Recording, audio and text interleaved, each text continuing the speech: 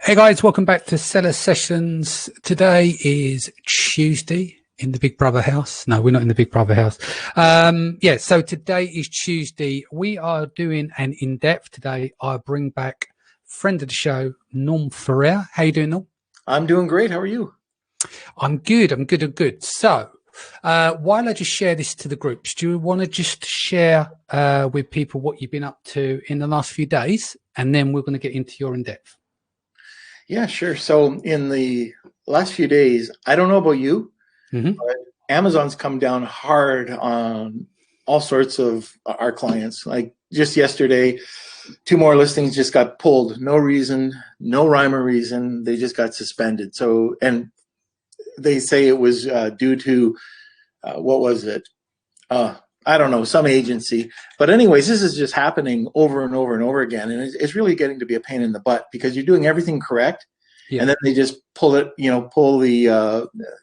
just pull it out from under you. And it's too bad because there's a lot of good sellers out there. And this is, for me, I got to spend a lot of time trying to figure it out. I mean, it's great. I learn, it's another door that opens. I learn a little bit more about Amazon, a little bit more about, how they tick. But at the same time, I feel so bad for the people that have this happen. And it's ridiculous. Like, I'll give you a really good example. I've got this client who has this incredible leg wax. It's like, hair remover, all 100% natural. Like it's honey, it's, a scent of lavender, whatever it is. They pull it for pesticides. Wow. How can honey be a pesticide? It's just ridiculous. And I know it's the algorithm, and I know, but anyways, that's mostly what we've been dealing with. But the other side of it, on the communication side and with PR Reach, we've been doing some fantastic things with a new type of press release we've been working with. And we've been working, I know one of our clients is over at Clear Ads, and we've been beating Amazon everywhere. Everywhere with his advertising. In fact, for ranking for DSP, wasn't it? Yeah. So you're talking about George Moresso, friend of the show. George has been on. Yeah. So he, with his press releases, he's been outranking Amazon for DSP and stuff, hasn't he? Yeah. So, I've got to be careful because, there's a few things that have been going on, but Amazon has called him and said, "What are you doing? How are you beating us?" Yeah. And it's through these new type of press releases that we're doing. And actually, I have a slide that I can even show you. We've hit like on Amazon DSP and Amazon advertising where we're just killing it. And this is off of press releases. And that was off of one press release, I believe, that happened. So it wasn't a ton. But anyways, this is something that we're working on. And we're also working on this new brand builder package where it really blasts out traffic everywhere. So it's not only your press release, it's content marketing. It's a small automated podcast. It's slides. It's everything that you need. It's just a blast out there. So Google gets tons of content. And then we've been working on a really cool new CRM for the logistics company. So I got to show it to you one day. I think you'll really love it. But that's kind of what we've been doing. So it's been a busy week. Let's say some hellos, and then we're going to get you into your interview. So Jimmy says, "Good morning from Australia." Hi, Danny. Hi, Norm. Good to see you again. Hasing is here. Hello, guys. Herb is here. Hello, guys. Andrew, looking forward to this one. Florin is based in Australia. Good morning, guys. So looking forward to this one. Really love my late quiet nights with the Danny show. And tonight's going to be a real gem, I'm sure. Michelle Venton says, "Can't wait, a real gentleman and full of knowledge and expertise." Anthony says, "Excited for this one." Tiff says, "Thanks to him and my buddy got our first PR release. Thanks, Norm." Awesome. And in the feed, Sharon is here saying hi. Sam is here. Andrew's here. Owen's here as well. Henrietta. Roger is also here. Alicia is here as well. Ricky. Andrew. Yes. Right, so let's get into the show. Norm, so what we normally do, let's take it back, way back. I don't know how far back, but let's go to childhood. Probably black and white TV like me, yeah? Black and white TV, yep. Black and white TV, right. So Sharon says, really missed Norman's beard. Nick Katz, hope you're well, mate. He's over in Japan. Hey, Danny, been a while. Facebook user, hello. Henrietta says, good day, Danny and Norman. Have a gorgeous day in Vancouver as well. James says, hello from Utah. Right, so let's take it way back to the beginning. Right, let me take it back to your childhood. What was your first entrepreneurial memory? I think probably the first thing, I mean, really, other than, lemonade stands, a real entrepreneurial was probably back in high school. A group of us got together and we decided to create a rock promotion company. And it was kind of cool because some of these guys have really moved on to be huge. Like one guy's a huge music producer, but back in the day, we actually got a call from Loverboy, and they wanted to know if we wanted to promote their tour in Canada. Okay, so you was in the music industry. Yeah. But were you in the music industry when you're like 7 or 8 years old, or because no? This is like when I was in. I believe this was my 3rd year of high school. Okay, so prior to that, were you like Kevin King? Did you have like a sandwich round and you had lemonade carts outside the front of the house when you're like 2.5 years old, or? I didn't. I more worked with my dad. I remember. So let's start there, right? So starting with the influence of your parents. So you worked with your dad. What was the business your dad was in? My dad, I look back, he's still alive. He was a true serial entrepreneur. He probably had 5, 10, 20 companies going all at once. He had some large companies, like he had a pulp and paper company back in Montreal. It was a fiberboard company. He did all the fiberboard for Mercury cars at the time, and he did shoe component parts. He did all sorts of things, but he got into die making, into wood making, into just you name it. It was everything. And one of the things that he always told me was try to do things that nobody else will think of. So what he would do or didn't want to do. So he would create a company about manufacturing the hard parts of the back of your shoe. They're called counters. And so he would produce it for tons of shoe companies across North America at the time, Canada and US. Then he got into, it was wood and furniture and chemicals. I mean, you name it. What, chemicals is in the Summer of Love chemicals, or chemicals? Yeah. No, more like Breaking Bad. No, I'm joking. No. Yeah. So that was an inspiration to you. So did you look up to your dad at that point? Is there stuff like, when I grow up, I want to be just like him? Because you did, really. You've got multiple companies now, but did you think about it back then? Absolutely. I mean, even now I look at him and I just I'm always asking him for advice. Like, what do you do here? What do you do here? He is my guy for inspiration. He awesome guy, still very entrepreneurial. He's still active and running businesses now. Yeah. He tried to retire, but he couldn't. He got right back into it. And so right now, some people know that we have a company in China. So he's still involved with it. My brother runs it for the most part. But he's 80 plus and still actively involved, very healthy. But I remember going back in the days, and he would basically take me to the shop. So he was a very successful sales guy, and then he put all his money into a small little company, which grew to be multi-million dollar companies. But I'd go to the shop with him, and he would pay me 10 cents an hour and all the pop I could drink, and I would clean up the floors and do whatever. And what this opportunity did, it gave me the opportunity to meet all types of people, from the guys that are temp workers to skilled laborers, like a lot of times, because it was all manufacturing, to the people that would be, the purchasers, even dealing with politics and that's a whole other story. But anyways, got to meet a lot of different people, and it gave me, I think that was just a really great entry point for networking. Yeah. The importance of networking and not being afraid to talk to anybody. If I wanted, like, I never had, we would have some pretty serious, especially sports people. My dad was heavily involved with sports. He was a VP, he was a VP of Kitchener Rangers.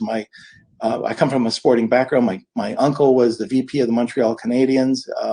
It was never a big thing to have talent in the house or even meeting really, big people, but they were just people. Like our next door neighbor, I don't know if people know Schneider's, but I mean, that was they were the CEO of Schneider's. And Dare Cookies was across the street, or one of the relatives. And it was nothing. And that's how I look right now. Like, people are people. And you don't get nervous. And, some people get nervous going and meeting people for the first time, and I don't. It's just something I think that came back from childhood that's helped me out. Yeah. So we're talking, 8, 9, 10, 11, 12. You went to the shop, you worked with your dad, you were getting exposure to all these different type of people. Who else had an influence at that young age in your life? Oh, yeah, I had some really great teachers. So let's talk about them, like mentors or teachers from school. Yeah, teachers from school were actually I even invited some teachers to my wedding.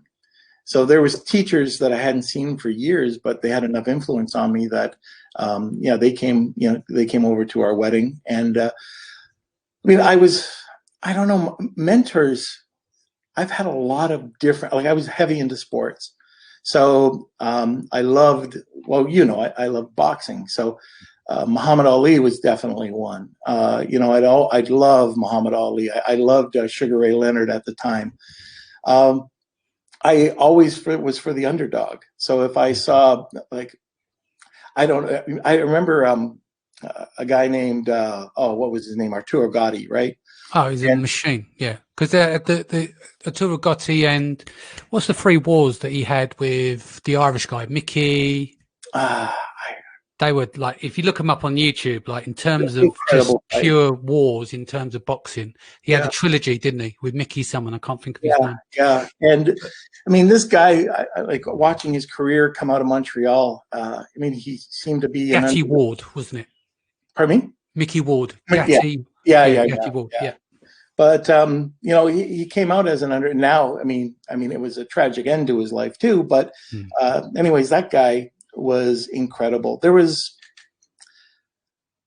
let's see, back then, like, going further in my life, there's lots of different people that. We'll get that. We'll work on the timeline. So let's get to. So you went through school. I should have mentioned about the school thing. Do you rate education? And did it help you? It seemed like you had school teachers that come to your weddings, which would have said is that you had a high level respect for school, or not? No. I was the guy I dropped out of school. Yeah. I dropped out my last year. I was I was a class clown, but I was also the person that was kind of against, I remember I had surgery on my stomach, and there was a hall monitor, and the guy just started to come down on me because I was trying to put my books in my locker.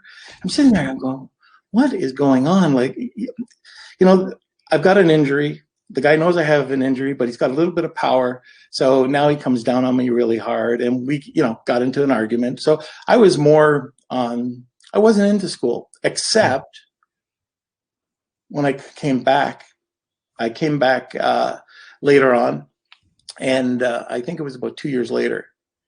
Then I respected school, and then I dug into my books, and then I got onto the honor roll.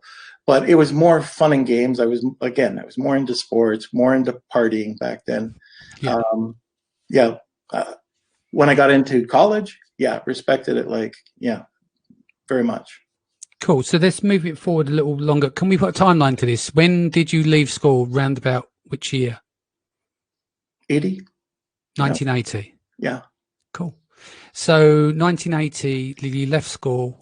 Effectively, you've gone into the music industry straight away, or did you work towards it? It didn't last very long. So it was just a bunch of guys getting together. The the neighbor across the road had connections all over in the music industry. So we got 4 of us guys together, and we just started trying to sign bands and do rock promotions. It didn't happen. The Loverboy thing was an inquiry. It didn't happen, but it was fun. It was Relic Promotions. I remember going to the lawyer, getting it was incorporated. We had it all set up. Didn't make a penny, but we did it. It was cool. Yeah. Well, didn't make a penny. Welcome to the music industry. Yeah. Takes years to earn any money out of the music game. So that was your first entrepreneurial taste, was it? Yes. So before we jump too forward, so you said you went to college. What was college like back then? You said you was partying, etc. Did you put on any events and stuff there, or was it just there for education? Oh, it was as much partying as it was education. I went through film and cinematography. Okay. And so it was a 3-year program. I dropped out in the last semester, but it was a lot of fun. I learned a lot. It was a career path that was interesting because perception is one thing. I started to see what was behind film production, and it wasn't for me. I love sound. My sound guy, like my sound prof, he was trying to recruit me to work with him, but I didn't go that way. But I love editing sound. And I still do. Like I listen, and I know you've got that background as well. But it's just something when you're into sound, you pick up all these little things, and I'm sure sound bugs you. Like right now, I know my mic. I had to use a different mic, and it's probably driving you crazy, But anyways, I love film. I love watching film. We goof around even now, just putting together some stupid short films. Had a blast, and also we partied really hard. And then after that, I went to the military during my second year. It was just the reserves, but that was really cool. I was this kind of don't take crap from anybody, and then I ended up in a little boot camp for. And you were humbled, right? Oh my God, I was so humbled. But it was great. Back then, I mean, it was still the days where they just did anything to you. I was in the artillery, and just running around with this 50-pound shell over my head, running I am a dummy. But it was great, and I had a lot of fun there, and I got along with all the NCOs. So even in boot camp, they came, and me and another guy were snuck out of the camp, and we'd go out to bars, and we'd have a lot of fun. But again, it was networking. I just got to know all my superiors, and we just hung out and had a good time. We worked hard, but we had a good time. So they were a bit more lenient on you. Whenever you got something wrong, you didn't have to do 100 press-ups. No, I don't think that. I think they did more. All right, they made an example of you. Yes. All right, so what happened after the army? So we've come out of high school, gone to college, dropped out, doing film. Yeah. Goes into the army, gets humbled from time to time, changes you slightly. Where was the next move? Yeah, so I went back to college to finish up one semester, and then decided, and during that time, opened up a company with a guy at the college called Excel Promotions. And we started to get government contracts for films. We started to get a bunch of different contracts. It actually helped pay for college. And then I decided to make the move and just take off because I had a part-time job with this producer, and he was doing General Motors films. And one of the people from my dad's company worked for them, and they knew that I was in the film industry or trying to go in. She said, "Look, come and be a VA or a PA with this film." So one of the things that I was told from one of my profs was, whenever you're on a set, don't care if you're the lowest paid guy, you go out and get the coffee for the set. It always stuck with me, right? And so I did. So come on, brand new, virgin, here's coffee, gave it to the director, producer. There's only about 5 people, and did it every day. At the end of this one shoot, well, guess who gets hired on to now move up? And it was a small little operation called Petro Films. So I got to be a camera guy on some shoots. I mostly was the assistant. I did some gaffing work. I did everything. And it was all because, hey, look, I gave you coffee. It wasn't maybe just the coffee, but I knew my stuff too, right? But, just did what this prof told me. And I tell people that to this day, like, people try to be, make $100,000 just, coming out of college, pay your dues a little bit, just give a bit. And I didn't have any money. Like, there was nothing. And you're going into the store every day buying coffee. Makes sense. And so where did you go from there? If we start working into like the more entrepreneurial stuff that you've done, so you've played the support roles, you've kind of cut your teeth.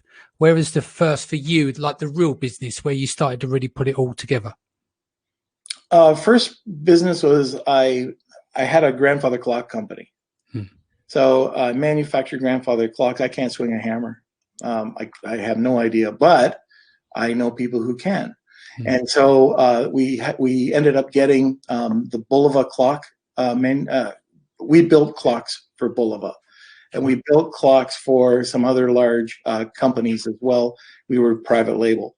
So we'd assemble them, we'd send them out. And that was my first kick at the can. Things were going really well. And then this little thing called free trade came in, where one of my competitors in the States could do the same amount of work in one shift that it took me a month to do. So instantly, overnight, the doors closed. Instantly. It was just done. You wake up the one day and it was gone. So explain that again, how that broke out. Sorry, because you said the fair trade come in. Your business went because someone could do the work quicker than you, effectively. Yeah. So we worked with, high quality solid woods, oaks, cherry woods, and Gotcha. It was handcrafted. Other companies were either coming in with particle board. They could still be solids, but they had a much bigger, like Herman Miller, for example. They did 2,000 clocks in no time. Well, we would do 20 clocks a day, or right. So it's down to production. Effectively, they had the manufacturing in place and just wiped you out because you couldn't compete because they could bring their price down a lot lower than yours. Yeah, exactly. Because it's all handmade. Yeah. Compete. And I take a look, and it hit me. Like, it hit me hard. We just bought a house. We just had a kid. We're just about to have a kid, and all of a sudden you wake up and the government just ripped that from you. Wow. So, what year was this? We went on the 1980 timeline. You left school. What year are we now? Probably 84, 85, something. Yes. Yeah. So you're still relatively young, early 20s, right? Yeah, I was like 23 maybe. Yeah. So that was your little first foray into the darkest hour just before dawn. So you had this set up, you had a great business, and it was ripped to underneath you. What did you do? What did you learn from that to turn it around or to move to the next stage? Well, it took years later, but I really did understand that no matter how bad it gets, it's never that bad. You're always going to wake up. And I see that right now with a lot of young entrepreneurs. Small things happen and they just have ulcers over it. And I did. I had ulcers, and I couldn't sleep, and acid reflux. I would be up all night and just sick, not knowing what would happen. My wife was a nurse, and she was making money, but I made nothing. I think I spun into, it was probably a depression. Like, I felt I couldn't do anything. So I was going to say, it took me to go from lose everything and come back. It took me 6 years to get there. But I think once you learn how to do it, it gets easier each time. It's like, well, you don't want an each time, but so when you shut the clocks company down, did you just go and you lost your confidence? You got effectively a day job, and then you just spent years building back, or what did you do? No, I never got another day job. I just couldn't work for anybody. What I ended up, actually, I have to say I did. I got into a sales job and to learn promotional incentive, trinkets and trash, and premium incentives.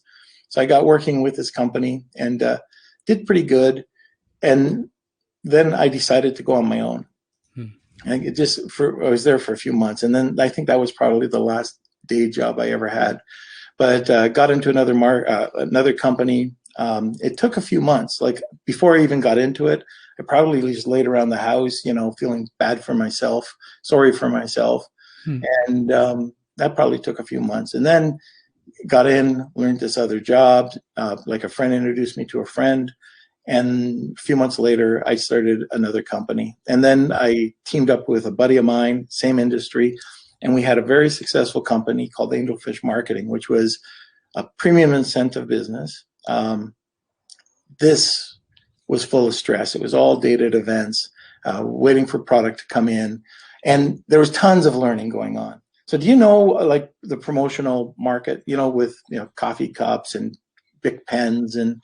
No, I don't know. I vaguely know the system of marketing in that sense on bigger companies and product-based marketing, especially from like the music industry, but not specifically the rollout for coffee. Do you want to run through it? At the time, there were 16,000 trinkets and trash guys out there. So premium incentive sales. Most of the people were mom and pop shops, and most of them made about 23% gross margin and 300,000 in sales. Those were the stats. When we got into it, the first thing we did was, how can we do something different? How can we increase our profit? How can we be bigger than 300,000?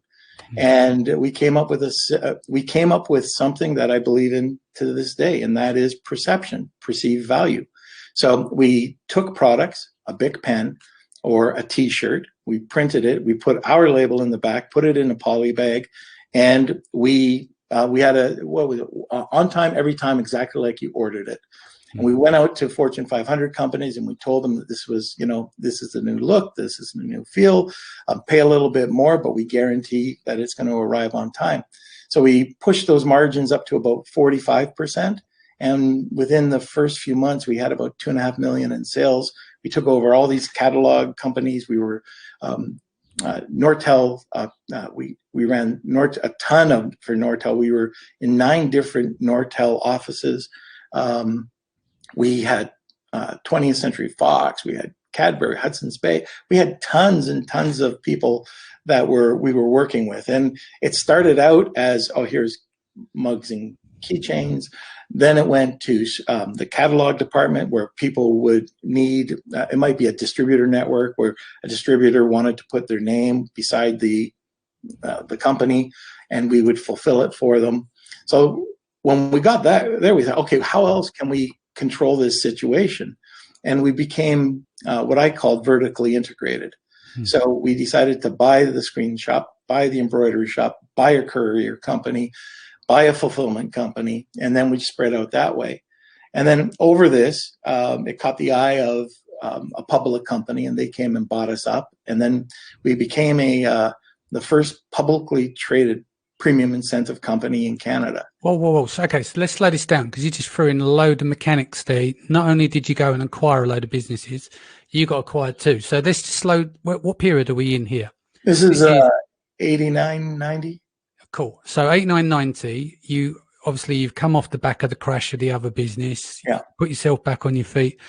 Where did you get the money from to buy all these companies? Is it just because you're able to negotiate contracts with people, get paid in advance, or did you raise money from the banks? Or? No, we were very good negotiators. Like, first of all, to fund, we all knew, and I didn't know how important it was, because a lot of our catalog programs required inventory, so we'd have to float the inventory. Well, that's what I was going to say. With all the inventory, you got to float. Yeah. Oh, it was horrible, and we could have. I mean, there's just other ways of doing it nowadays, but back then we would go to our clients, and they knew. I mean, this is what a great relationship we had. We could go to a company. This happened, Hershey's. So we were doing something with Hershey's, and it was around Halloween. And we didn't have the money to buy the product. So we said, look, like, we're just going to be straight. We're new. And they loved, they loved our whole concept. And so they floated us. They floated us all the money. They paid everything in advance. And so everything. And so we were getting paid while other people were getting paid 60 and 90 days. We were getting paid in some cases up front, which allowed us to help float. Now, one of the really cool things, one of the best business ideas I've ever had in my life happened with Northern Telecom. And I would be flying all over, this little backwoods Canadian guy, doing all this work in the States. and much bigger companies, were out there. And I was in San Jose, and the purchasing department was all in a pissy mood. And I just went over to the person I knew. I said, "What's going on?" I said, "Oh, these non-contracted suppliers are killing us. We can only pay them in 280 days. They're pissed off. They're not getting it's their cash flow. They're not getting paid, and they're screaming at us." They're 280 days. Yes. Was that the terms, like net terms? Like it was anywhere from 90, but realistically, it could be 280 days. I'd be pissed. So it takes most businesses out of the game, didn't it? Unless you've got some serious. Yeah, and especially when you're dealing with big, and that's the thing. Like, just because you deal with a large company doesn't mean you're going to be successful. It could put you in the ground. That is sometimes the worst. I'll give you a quick example. I was involved in a construction business. The big contractors used to play a game called Break the Contractor. I used to have my lawyer on tap just to send out letters so we could get paid, because they would take liberties. Because break the contractor, what that meant was you get people to do all the work, you stretch out their payment terms to eventually they're in such a dire state they can't pay their staff. They're either buy the company or they let the company go and then get someone else to finish the job. They've not paid out for the materials. They've not paid the labor costs. So then what happens is they bring that project in under budget, right? And then they will get a bonus for bringing it under budget because they played a game called Break the Contractor. I always say to be careful when you're dealing with the big companies, the terms. You need to nail those down really fast. Yeah. And well, I'll go back to the San Jose thing. Yeah. Anyways, the VP of purchasing was in San Jose at the time, and we went out to lunch.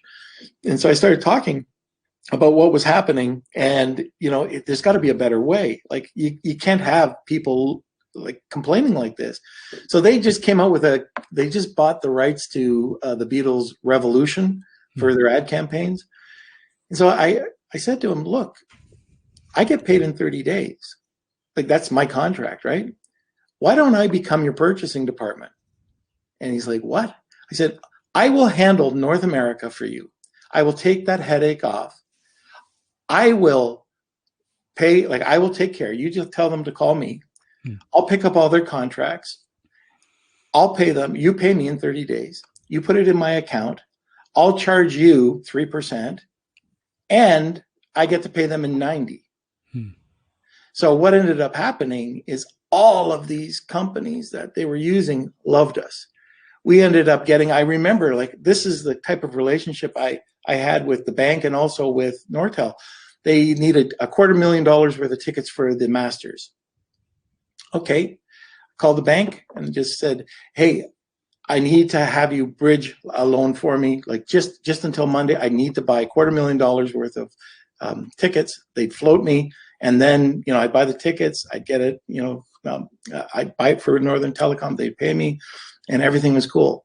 But the bank was I worked some incredible deals with the bank. And the other thing is on the other side of it, we are going back to the late 80s, early 90s, right? Yeah. Could you imagine today you going in with your glasses in your beard and your tattoos, right? Oh, yeah. Go on, do us a sub, $250,000 just over the weekend. It wouldn't happen, would it? It's it really is unbelievable. And even you have to have a really good relationship with the bank. It was great. I mean, they were very supportive. They saw the company, they believed in the company, and it was a great time. But the other thing that we did is we were rock solid. I went through Michael Gerber's eMyth Academy and got the SOPs going. Our whole company was all SOP driven. We were really a performance-based culture. People came in and they just loved working at the company. And what we were able to do is every tiny penny counted. So we would have a preferred supplier list. If we use you, great. We're going to pay you this. We're going to pay you in 45 days, not 30 days. And we start to just stretch things out a little bit, which gave us a little bit of extra cash flow. And there was lots of things. This is where I learned about when you did get into a cash flow, juggling credit cards and, putting stuff onto credit, as long as you pay it off. And just grabbing the points, and there's lots of little tricks that came with it. But anyways, all things must come to an end. And so you bought these companies so just to refresh the story for people, you bought up all these companies, you said it's going to come to an end, but did you get the exit? Did you get some legacy money put away or did you sell the remnants of the company? Yeah, pretty much. It was, and it's a really sad kind of story too, because. Do you mind sharing that with us so people can learn? It's up to you. I won't push you. No, it's fine. So like what had happened just beforehand, Hudson's Bay Company, their premium incentive department wanted to buy the company. And then everything was in place. They were almost to the point, like it was getting to due diligence. And then the head of that department left. And then that deal fell through. So anyways, what ended up happening was Nortel, I don't know, you probably don't know the story, had collapsed. Right. Everything collapsed. We were all over Nortel. I don't want to consider myself a one-legged stool, but I was. Most of our income was coming in through Nortel. So once you're probably looking at a $20 million contract, that was over like a 5-year period, and it collapsed. And all of a sudden there was nothing there. Like I just left the skin of my teeth, so that was also something that I went from a really high to a low. And what you're trying to do is you want to make sure, like, you're looking out, there's good people working for you. You want to make sure everybody's taken care of. You feel horrible. Like I remember. So if you don't mind me asking, I know the guy involved in the acquisition left, right? So the deal come off the table, but you sounded like you had a sound business even before buying. What suddenly went from being a sound business and a possible acquisition to it not being a sound business, for instance? It happened when we received word that Nortel was collapsing. And so what happened was we had 23 sales reps, and each sales rep, if they were in the different locations, now they're worried about their bread and butter. So they're leaving. So once the salesmen started to leave, then it trickled down to the staff. And then the staff was worried about their next day. I think if we pulled together, and I was probably a better leader back then, and could rally the troops, might be. We could have survived, and I had no doubt that we could have probably come back up. But at that time, like, just seeing that collapse, it was hard. It was just hard to see everything and then have it, like, you didn't have to worry about money. You could travel anytime. We had systems in place where I was paying people, hey, you work 4 days, we pay you for 5. We want a happy environment. Holidays, incentives, paying for people's holidays. And all of a sudden, everything kind of just went away. And it would have been very hard to kind of do all over again. So, anyway, so how did you, what was your next steps? You see this coming. You knew this is on your shoulders, right? A lot of people are going to lose jobs and stuff. How did you handle the crisis? Well, it was really how do you, like, it's like putting the finger in the dike, right?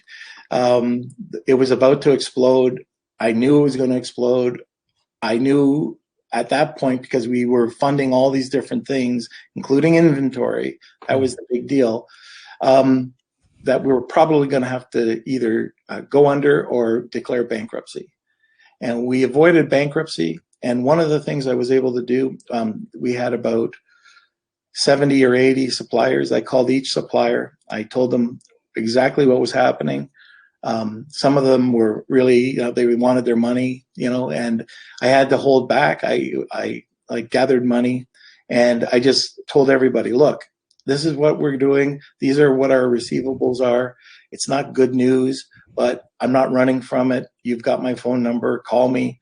And I ended up paying almost 100% of the debt off. That's amazing. Yeah.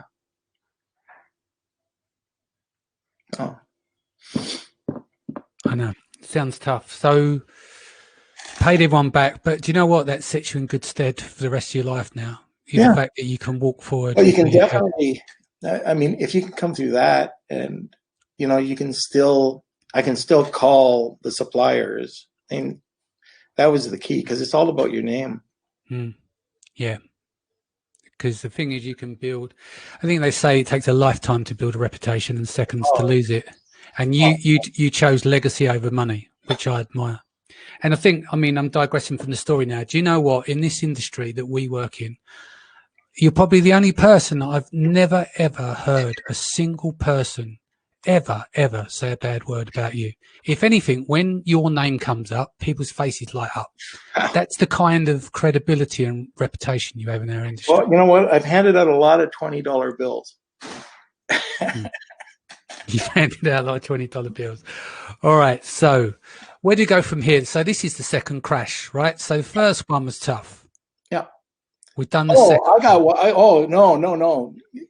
Just before I got We're just warming up. Oh, you want to hear something that was horrible? Let's do this. So I got in. So just before I got into the premium business, I was recruited by this other company. So just before Angelfish, I get recruited by this other company that, hey, I hear you're a good sales guy, blah, blah, blah, blah. All right. So they recruit me. And what ends up happening is that they bring me in as a partner. I had to give $25,000. They showed me the books. Everything was great. I didn't realize that we went to the bank. We had an operating line of $425,000. I had to sign on to that.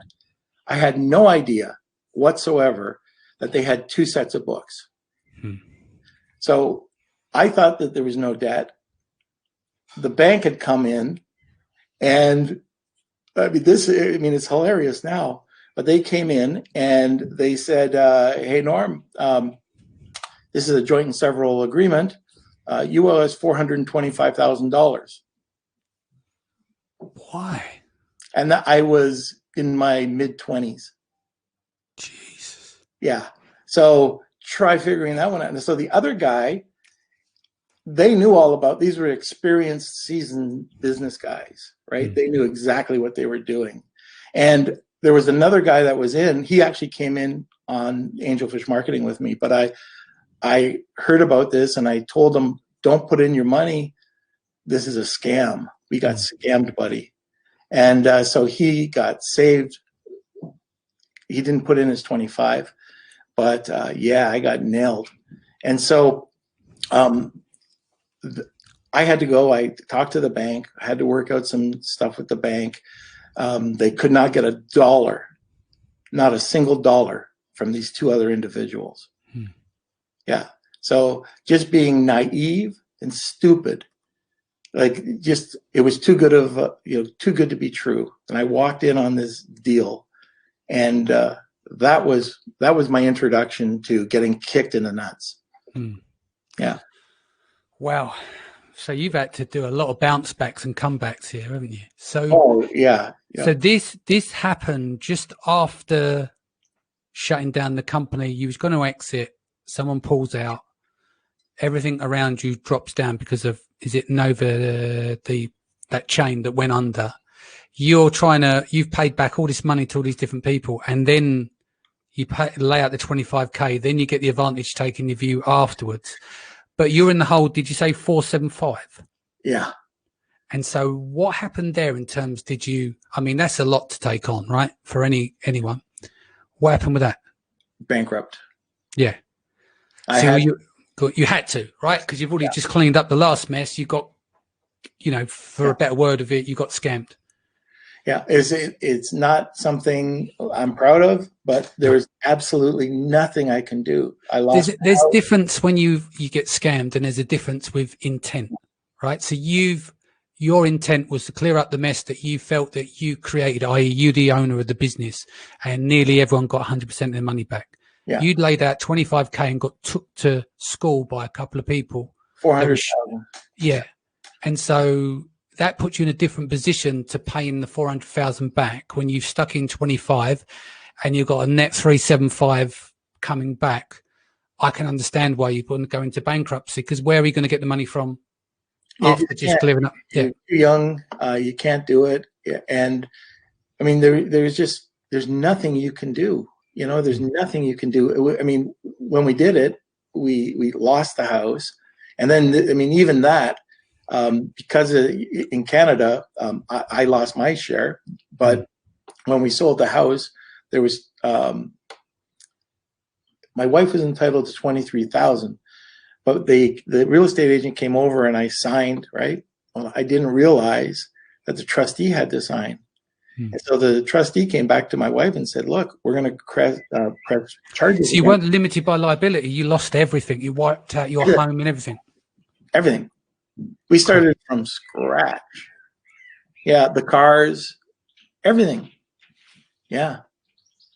Jesus Christ. Yeah. Wow. Where did we go from here then, Norm? Okay, so let's see. So that one took a bit of time to get over. Yeah. But during this time. What year are we looking at here? Oh, this is still around. Well, Angelfish, the whole Angelfish ended in the 90s. But during Angelfish, I started to create a online company based on the people that I paid through Nortel. So, you know, those people I was paying and they were really happy. Yeah. These guys were coders in India. And so I had an idea about doing a print-on-demand company called Creative Sparks.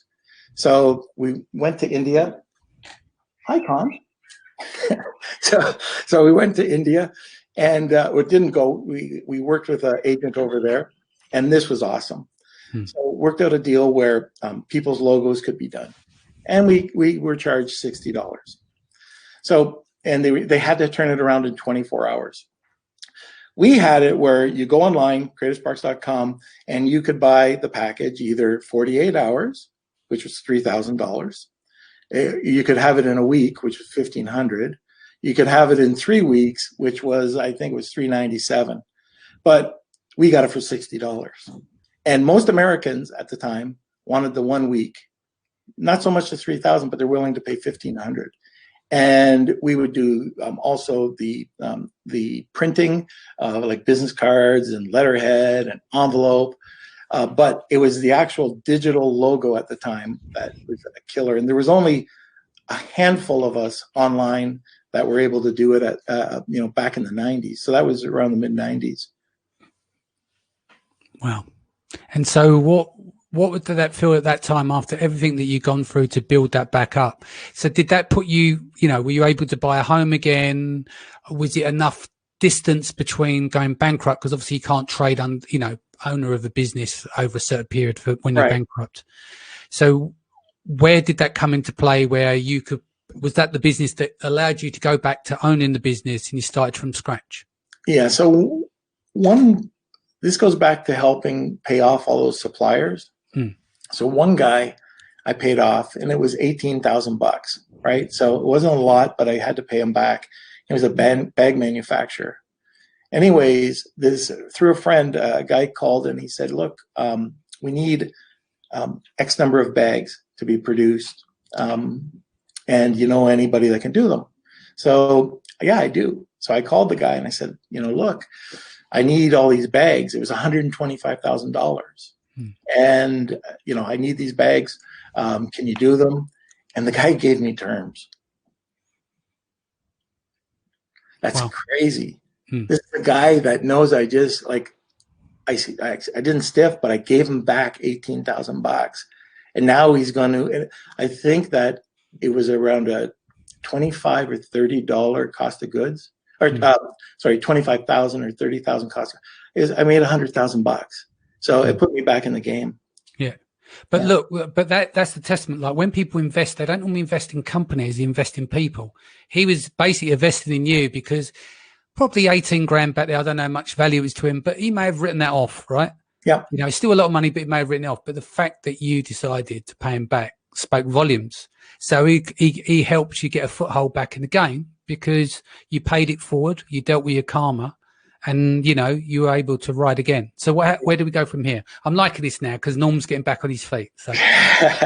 Well, what's really cool, my dad saw what we were doing overseas, what we were doing in China with the other company and then India. So he decided that, he called me and he said, hey, do you want to get involved with a family business? So we're thinking about getting into some contract manufacturing. So, all right, what are we talking about? This is, my mother came home from Walmart. This is how entrepreneurial my dad is. My mother came home from Walmart with makeup wipes, those little triangle sponges.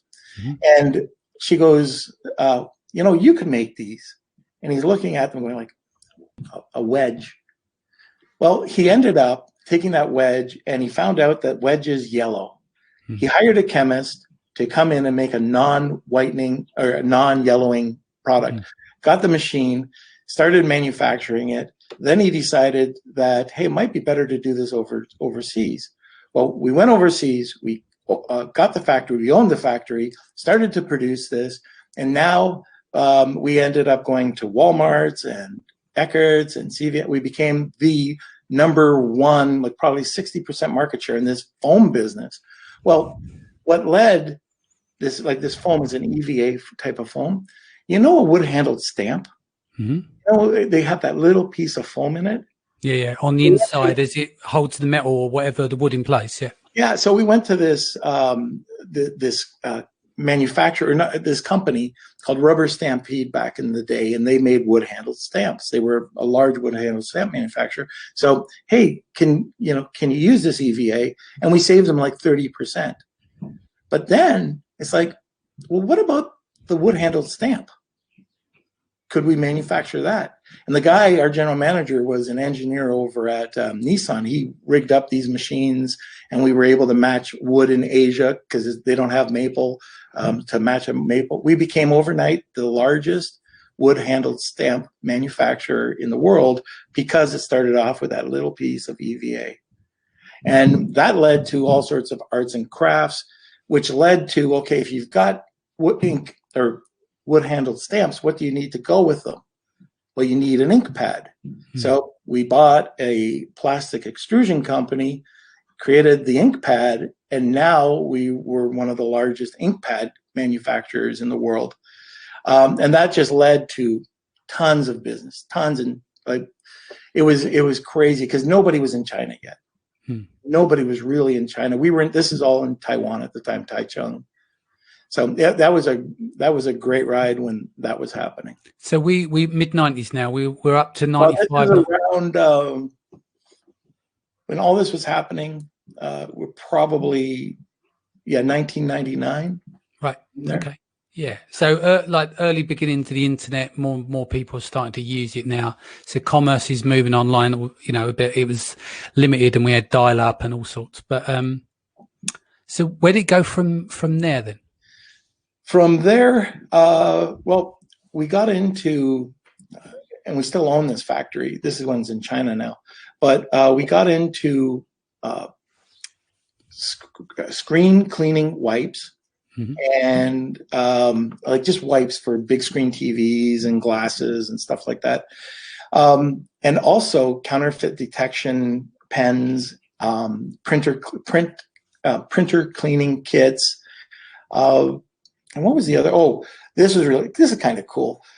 We clean all the slot machines in Vegas and Atlantic City. It's all our cards that you clean. So it's a alcohol wipe that you insert into either a Visa machine or a gambling, or like a slot machine. It cleans it so when you use a card, it doesn't plug up the magnetic fields. So. Okay. That's kind of where that led to, which led to opening up a specialty manufacturing or specialty packaging company, because we had to have units to go into a pack with alcohol, seal it, and then put it into a box. So that kind of just spread out to doing all sorts of specialty packaging. And then that led to a sourcing company, which led to fulfillment. So basically, way before Amazon, you were years ahead of the game. You were doing all this early doors already, like the manufacturing. We were early adapters when it came to this stuff. Yeah, like when manufacturing, there was no one really doing anything in China when we were in Taiwan.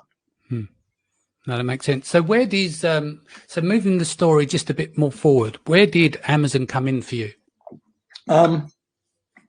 I think Amazon, a buddy of mine from the Creative Sparks days, so the print on demand, called and he says, "Hey, have you heard about this AMM?" He's like, "I don't know. I like what's that?" It's an Amazon thing. I had no interest in it. It's just, and it was the beta, I guess, course to ASM, but it was for ebooks, right, and Kindle and stuff like that. So he went and he started to become kind of successful at it. And he came back around ASM 3 or 4 and he said, "You got to get into Amazon. Like, come, I got a free ticket." So I went over and I listened. And then I thought, well, this is kind of cool. I got to get into it. I think that everything that I've done comes together. Everything I've done comes together in one piece. Like this, I say it a lot. This is my perfect storm. Yeah. But while I was there, I'm hearing this guy who was a doctor, and he was saying, "Oh, I don't get this. I don't get internet marketing. I don't get Facebook. I just want to, be able to do what I do. I thought this would be a lot easier." He says, "If I could only beat," his exact words, "if I could only beat the S&P." And I just walked over to him and I said, I'll do that. And I didn't, I can do it. And so that happened. And that started my Amazon managed services company, like off the ground. I mean, it started the day that I was at the ASM meeting, like just kind of plugging away, trying to figure it out. And all of a sudden that event ended up starting a whole other operation for me. So did you ever, like most people start out as an Amazon seller and then they develop business services around it. So did you ever go in like as quote unquote an Amazon seller, or are you straight off the bat a service-based company, but doing it at scale? I did go in as a seller right off the bat. I've got a couple of brands and I still have the brands. But what I did was, like, I just saw an opportunity where Amazon was a small piece of what this guy needed. So I knew that you give me X, I'll source a product for you. I'll package a product for you. Hey, I'll do the SOPs for you. I'll build you an exit strategy. I'll get you on Amazon. I just have to figure it out. But yeah, here's your business. I'm going to give you a business. And at the end of the day, sell your business. And I just want a piece of it. Right. Okay. And what year was this? 2015? 15. Yeah. 14, 15. Yeah. So tell me what's been going over since 2015. Let's roll that story from there. So you done ASM, you found a new route is a service-based business. Let's carry on the story to present day. Yeah. So the Amazon managed services has been very good to me. I've brought in what I believe, like the way that I've set up my business is I still believe in integrated, making sure that it's vertically integrated. So the first part was, making sure that I had really good strategic partners, and then trying to figure out what services I could provide. And if I was going to provide a service, I had to be an expert in it. So if that was copywriting, if that was PPC, it could be anything. It could be on the Facebook side. I mean, now you're looking at chatbots. I had to know about it. I didn't have to be an expert in it, but I had to know experts in it. So first part, if you take a look at it, was Amazon managed services. So you could roll it out. You could do the web development. I think the sites that we create are pretty good. You could do the social media side of it. You can carry that whole business. But I was missing the content piece. And I knew that, like, every product that I was selling worked with press releases. At the time, back in the day, it was incentivized reviews. Yeah. Yep, slap me on the wrist. That's what I did. I think that everyone done that. So yeah. Yeah. So nowadays, it's with rebates, but it worked. So I was getting my press releases for the most part from a company called PR Reach. Anyways, I was late for a podcast, and Elena Saris said, "Hey, I got a buddy." Went into his studio. He wasn't there. Started doing the podcast. Walked out of the studio, and I looked. It was Jumpfish Media. I went, "Oh, this is PR Reach." I used their service. The guy wanted to sell the business, so that was Rob Burns. So I bought the business then. And what I looked at was I needed to change it from press release company to a communications company. So we had press releases, we had content because Google loves content, and then it kind of, all the other services expanded. That was the next piece. And recently, I was really impressed by this sourcing agent that came to me, like all sourcing agents, and say, hey, I can do this, this, this, and this. Okay, I've been in the business a little while. I can do that too. He came and he showed me a few different things. He was working with Alibaba. He was working with them on 3 different platforms. And he had a whole different way. Like he told me, I'll show you 7 hacks that no sourcing agent will tell you. Okay, he came on, like I have a mentoring thing. He came on, he showed, and he impressed me. So I bought into his company and we started this sourcing and logistics. So now the pieces all come together. You need sourcing, you need the, plants to be audited, or the factories to be audited. You need the packaging, you need the production, you need, Chinese trademarks, you need logistics. That's that company. You need to come over, and if you're an e-commerce business and you need to have brand identity, we can do that. Then it's the whole Amazon managed services or e-commerce managed services, which then follows up with the content marketing. So it's all those 3 pieces put together. And so where do you see the future lying now? You put the pieces together. What's your roadmap over the next 5 years or so? There's going to be a shakeup. I remember a time where I could not believe Walmart. How could it be so big? How could, there's no way anybody could come in and compete. And yet, a little bit later, people are competing.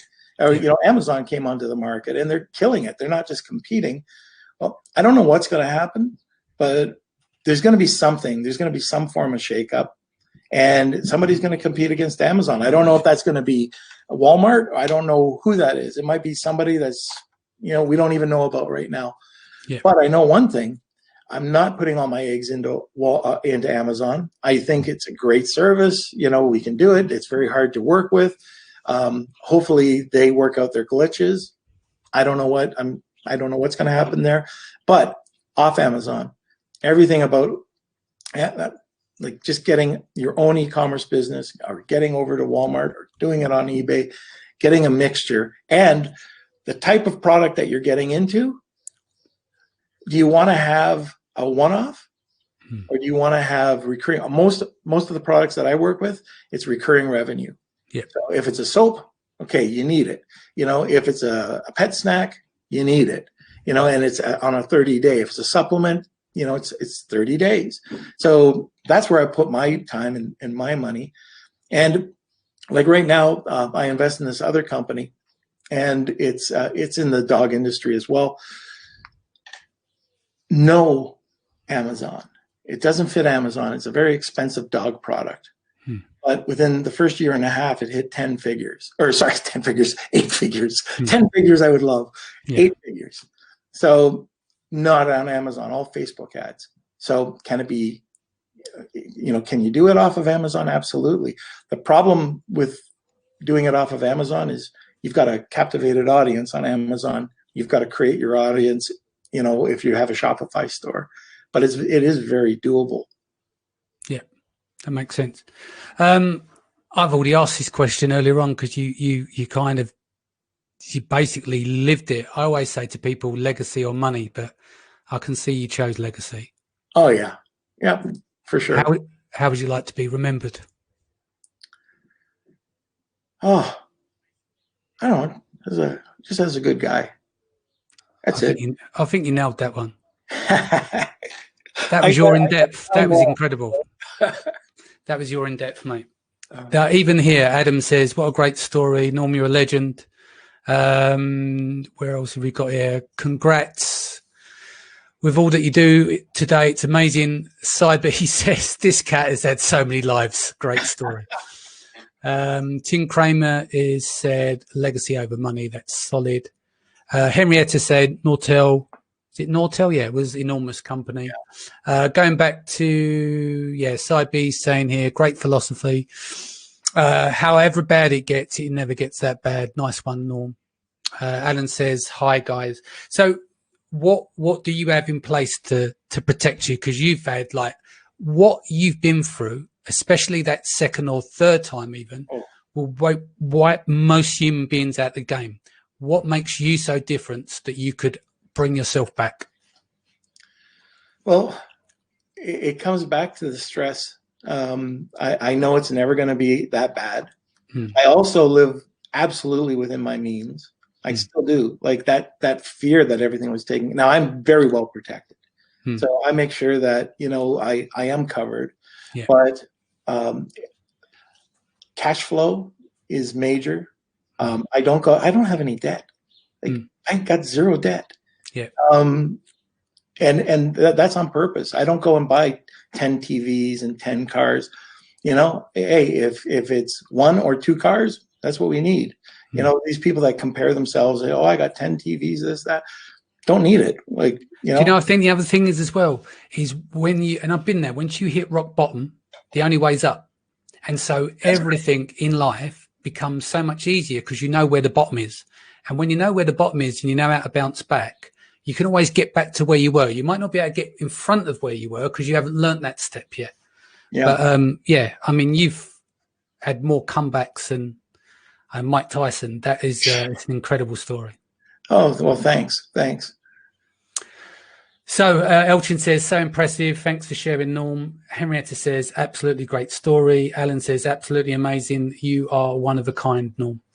I think we should finish it there. I think that was, well done. Really proud of what you've done. And you can see why people love you, mate.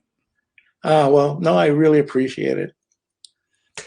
Cool. All right, guys, let's go. I'll be back here 4 p.m. tomorrow BST. Let me give you a quick rundown of the shows for the week, if I can find my sheet. So tomorrow we're going to be covering selling on Amazon in Australia with a round table. And then on Thursday, we're doing off Amazon deep dive into Pinterest. Your buddy Steve Simonson returns with me in the hot seat on Friday as we do Awesomers versus Seller Sessions. On Saturday, we're going to do Women of Amazon in depth with Cara Sayer. And then on Sunday is Mindset Sunday, which is life balance. Right, let's go. Hope everyone is happy. Stay home, be safe, take care of your family. Lots of love. I'll see you back here tomorrow, 4 p.m. BST.